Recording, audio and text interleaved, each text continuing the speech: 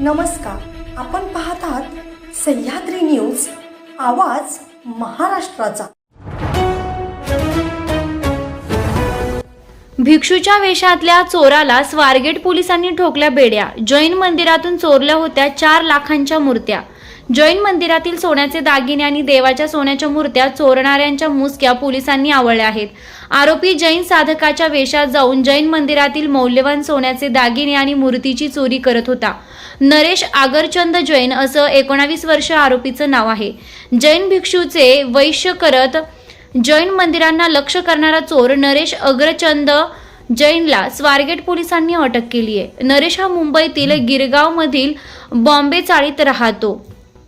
निलेश जैनने city wood society Poonawala garden मधील जय पारेख यांच्या गृहमंदिरातील सोन्याचं मुकुट साखळीची चोरी केली होती।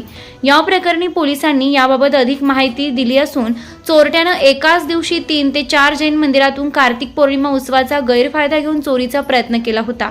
कार्तिकी पौर्णिमेनिमित्त जैन मंदिरामध्ये समारंभपूर्वक पूजा अर्चा केली जाते। त्यावेळी लक्ष ठेवून आरोपीने जय पारेख यांची सॅली सबरी पार्क येथील घरातील जैन मंदिरात चोरी केली। त्याचबरोबर इतर 4 ठिकाणी देखील त्यानं अशाच पद्धतीनं चोरीचा प्रयत्न केलाय, मात्र तो यशस्वी झाला नाही। या प्रकरणी स्वारगेट पोलीस स्टेशनमध्ये गुन्हा दाखल करण्यात आला होता। त्यानंतर पोलिसांनी निलेश जैनचा माग काढत जो मुंबईतील गिरगाव येथील राहणारा असल्याची माहिती पोलिसांना मिळाली। पोलिसांनी त्याच्या घराची झडती घेत तेथून तब्बल 4,20,000 रुपये किमतीच्या चोरीच्या वस्तू जप्त केलेल्या आहेत।